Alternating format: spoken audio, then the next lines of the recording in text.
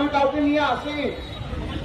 একা আসছিলাম এই চণ্ডীগড়ের মধ্যে, বিজেপির লোকেরা চিৎকার করে গালাগাল দিয়ে মাথায় দূর থেকে ঝিল্লি বল বড় নিউজ বল ছুড়েছে। আমি বুঝতে পারছি না আবার মাথা দিয়ে রক্ত বেরোচ্ছে।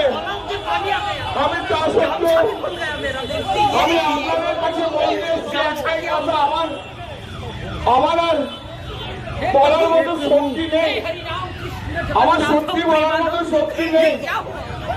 আপনারা বাংলার মানুষ,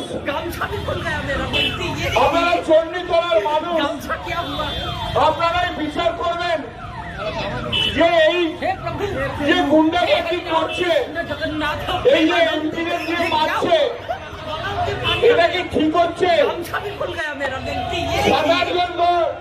7-8 জন লোক মিলে বিজেপির 10 জন গেরুয়া ফেটছি ভেবে আমাদের আগে সব কর্মীরা মারধর করছিল, আর এখনো আমাকে পর্যন্ত ছাড়েনি, কৌশিকের মুখ ফাটিয়ে দিয়েছে।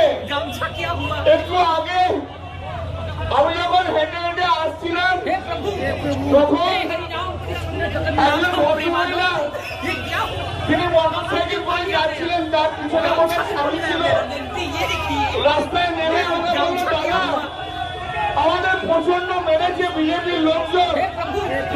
সারা পশ্চিমবাংলায় যেভাবে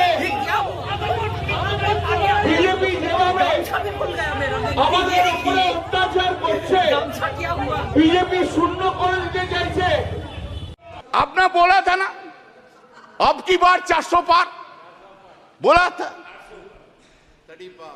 खेल शुरू हो गया था सर, खेला हो शुरू हुआ ना, खेल तो बहुत सा खेल है सर, चू कित कित भी खेल है, चू कित कित में चू धरा 400 में कित कित कित कित कित कित कित कित कित कित कितना हुआ 240, वो गेम में भी हारा गया।